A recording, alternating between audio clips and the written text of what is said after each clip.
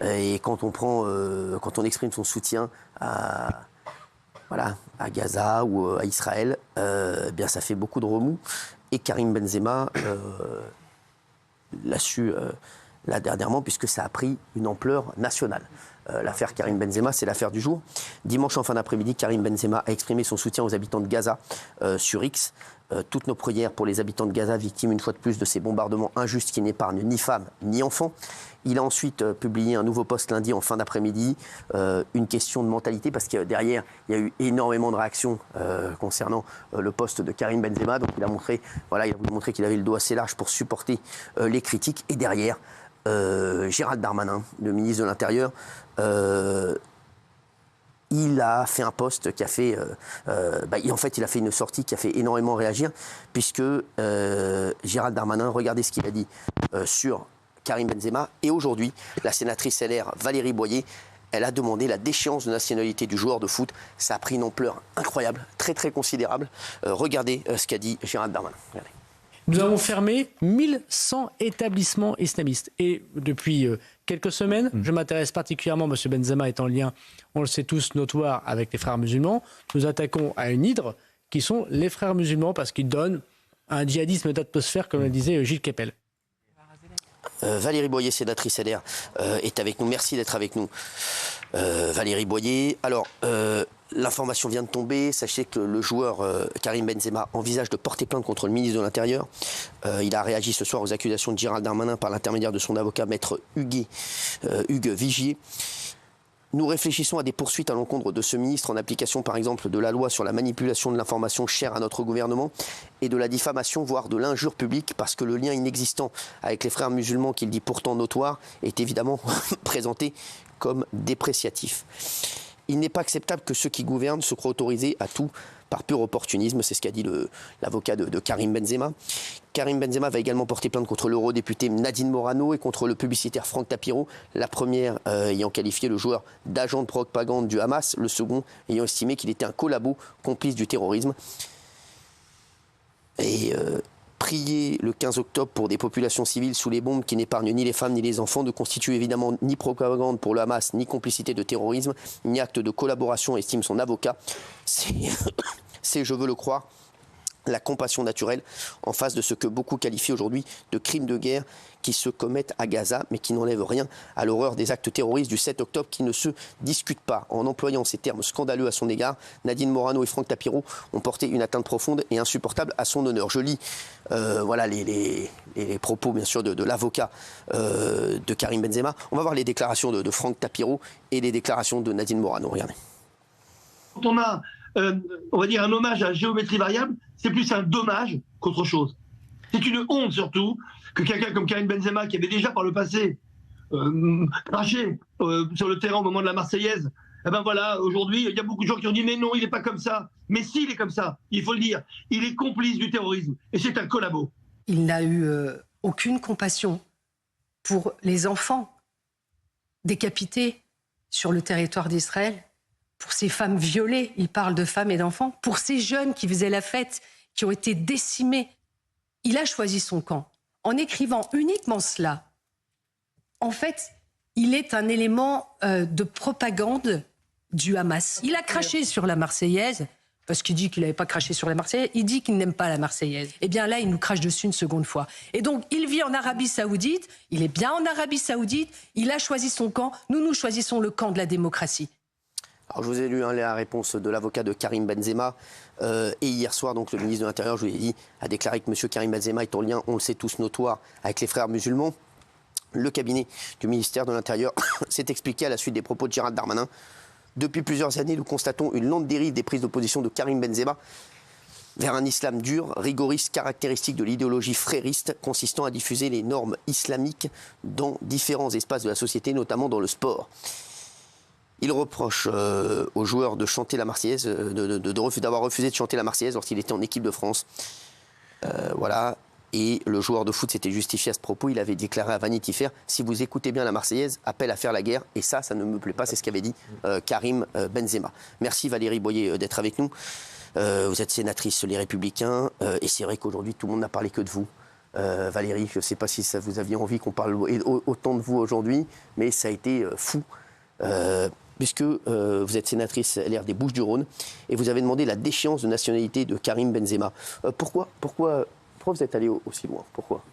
J'ai dit que si les propos de Gérald Darmanin étaient avérés, donc s'ils avaient la gravité qu'il disait ce matin, s'il avait des éléments, à ce moment-là, il fallait aller plus loin parce qu'aujourd'hui, vous l'avez dit, j'écoutais votre émission en arrivant, effectivement, on ne parle que de ce conflit abominable qui fait suite au plus grand pogrom qu'on ait connu depuis la Deuxième Guerre mondiale, parce qu'il n'y a jamais eu autant de Juifs tués que depuis le 7 octobre. Et qu'aujourd'hui, eh bien, on a la situation que nous connaissons en Israël et dans la bande de Gaza qui affecte tout le monde. Je me permets juste, et je répondrai précisément à votre question, de vous dire que, hélas, ce n'est pas le seul conflit qui endeuille notre planète aujourd'hui, puisque nous assistons à une sorte de... les dictatures contre les démocraties qui se passent. Ça se passe en Israël, on en parle beaucoup.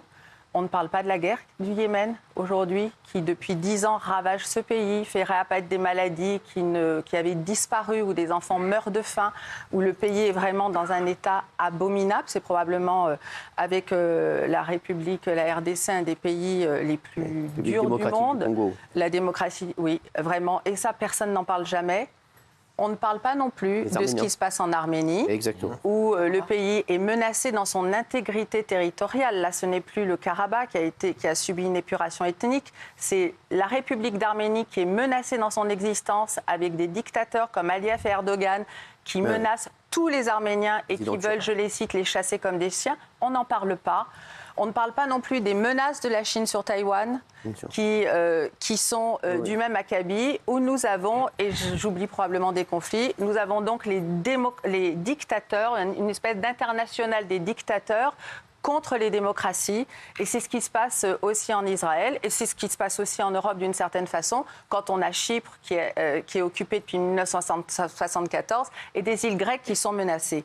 Dans ce contexte, vous allez me dire, dans ce contexte où vendredi 13, nous avons eu des djihadistes et des terroristes qui ont demandé des actions, et ces actions ont été conduites, puisque nous pleurons aujourd'hui, après Samuel Paty, nous pleurons la mort d'un professeur courageux à Arras qui a été assassiné par un enfant qui avait été élevé en France, logé, nourri, blanchi, éduqué en France et qui est allé tuer un professeur dans le lycée où il avait été éduqué. Et quelques jours après, eh bien, nous avons eu ces deux pauvres supporters suédois qui ont été assassinés à Bruxelles. Donc les paroles comptent. Et quand le ministre de l'Intérieur, ce matin, tient des promos, c'est pas n'importe qui, je veux dire, on n'est pas dans une émission ou au Café du Commerce, etc. On a le ministre de l'Intérieur qui répond à un journaliste dans une émission politique et qui parle de cette personne qui est mondialement connue, puisque le foot, c'est mondialement connu, en tenant des propos qui sont graves. Benzema, oui. Karim Benzema. Donc c'est la raison pour laquelle j'ai dit, mais si c'est le cas, je pense qu'il faut aller plus loin, parce qu'aujourd'hui, on ne peut pas avoir de complaisance avec le terrorisme.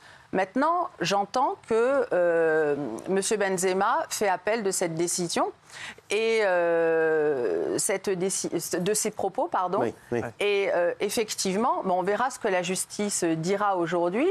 Mais enfin, on est dans un état de tension qui est extrême. Et un ministre de l'Intérieur qui dit ça pour une personnalité pareille, je pense qu'il faut aller jusqu'au bout. Parce que non seulement ce sont des grands champions, mais en plus, ce sont des influenceurs extrêmement importants. Vous êtes sûr que Karim Benzema a un lien avec les frères musulmans? Est-ce qu'il y a des preuves? Est-ce qu'il y a des choses ou pas? Écoutez, moi, je ne suis pas ministre de l'Intérieur, je ne suis pas enquêteur, et c'est la raison pour laquelle j'ai interrogé le ministre de l'Intérieur et je lui ai demandé où en est-on? Qu'est-ce qui se passe? Si vous avez tenu ces propos, on ne peut pas balancer, excusez-moi de ce terme un peu trivial, de tels propos sans aller jusqu'au bout de la démarche. Alors, on a des outils juridiques, clairement, aujourd'hui, mais par exemple, on n'en a pas pour ce que Gilles Kepel a appelé le djihadisme d'atmosphère aujourd'hui.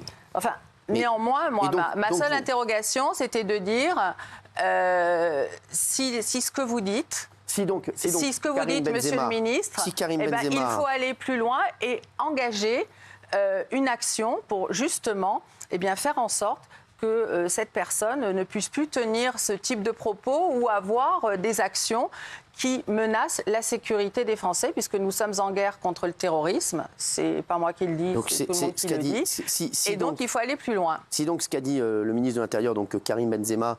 donc, il n'a pas dit grand-chose, ouais. pardonnez-moi. Hein. Si, non mais... Alors, non, mais il dit qu'il y a des liens, il dit je le suis depuis plusieurs semaines.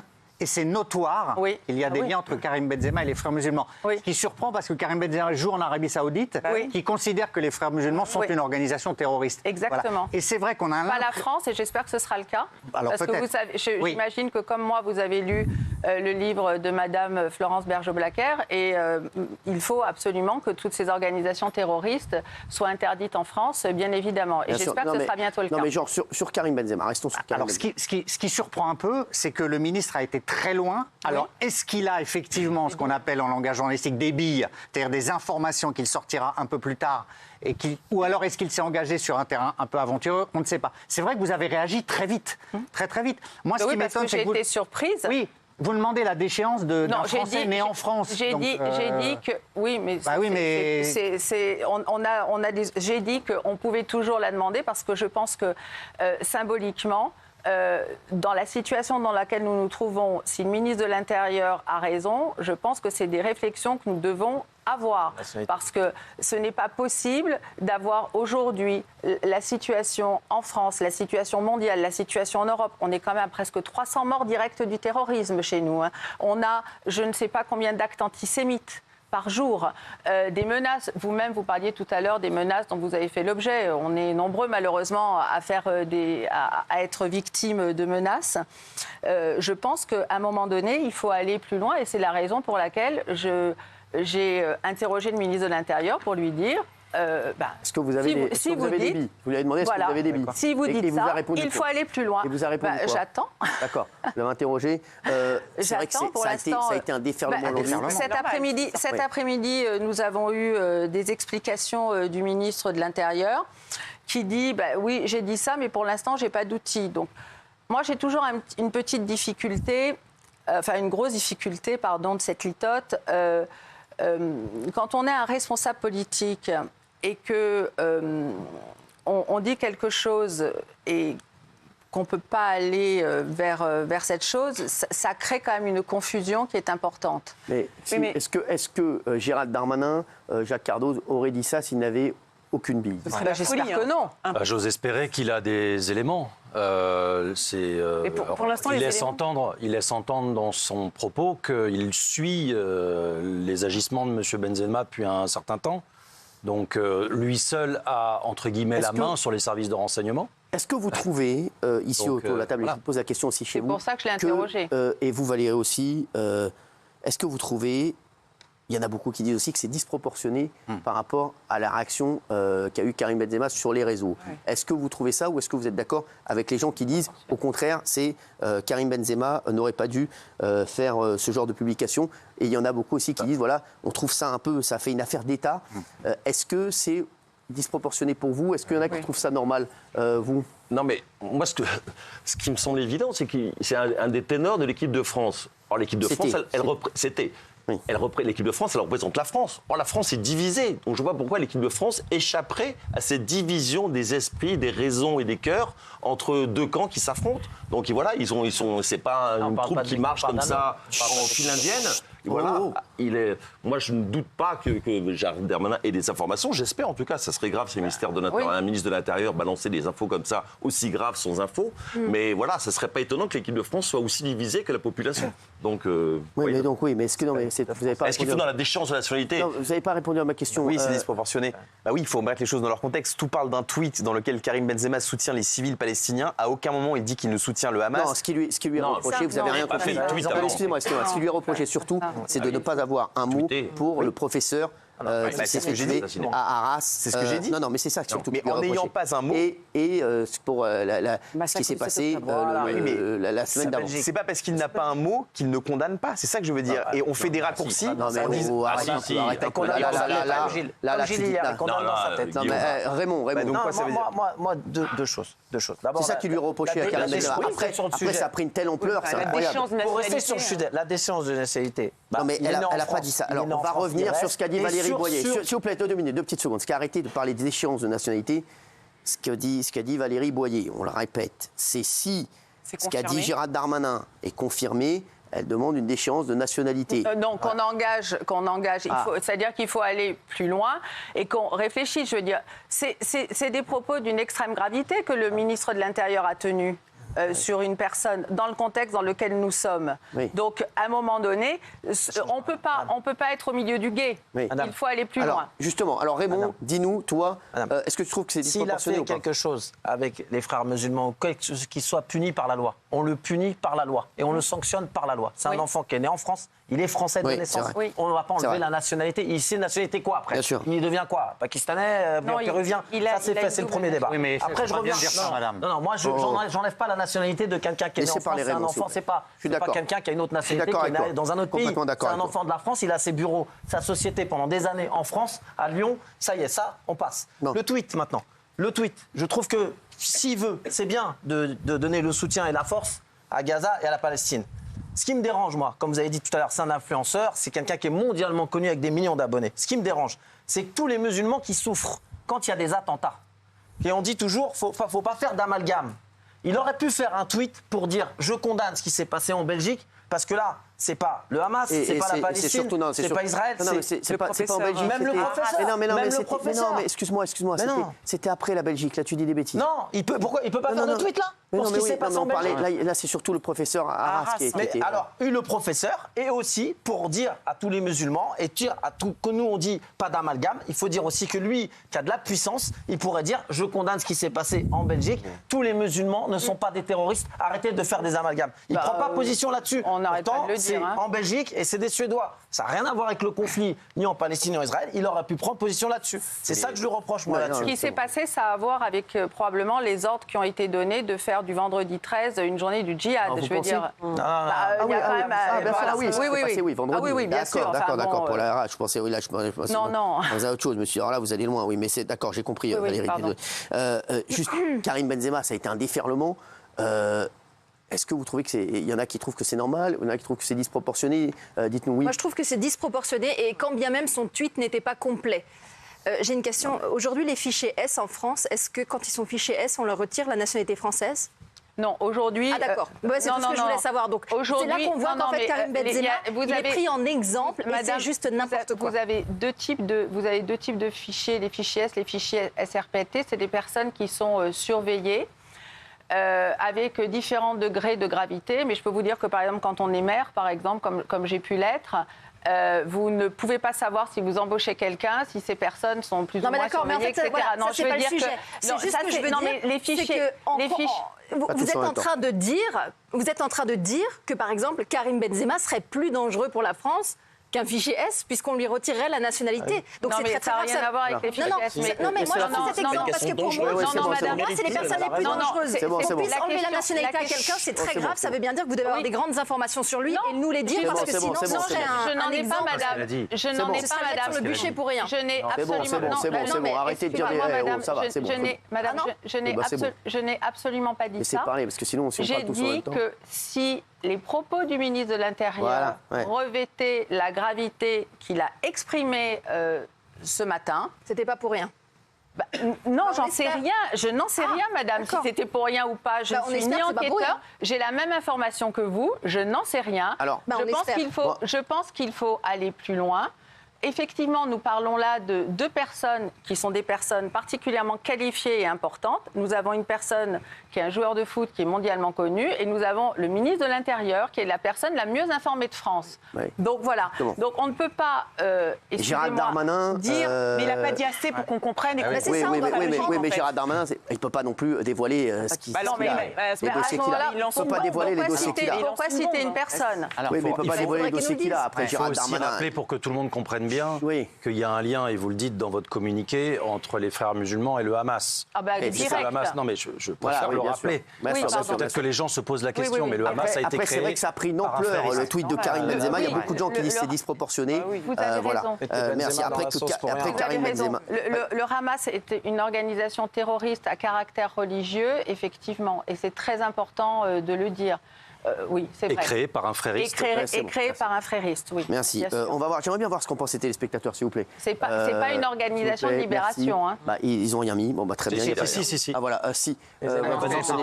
Merci. Bon, bah, très bien. Ils sont sur le sondage de 20h des 10. Merci en tout cas, Valérie Boyer, d'avoir été avec nous. Merci à vous d'avoir réagi. Et voilà, c'est bien que ça. Et j'espère que les suites qui ont été données vont éclaircir cette situation. C'est sûr, ça va être éclairci. Merci à tous. Tout de suite, Mongeville sur C8.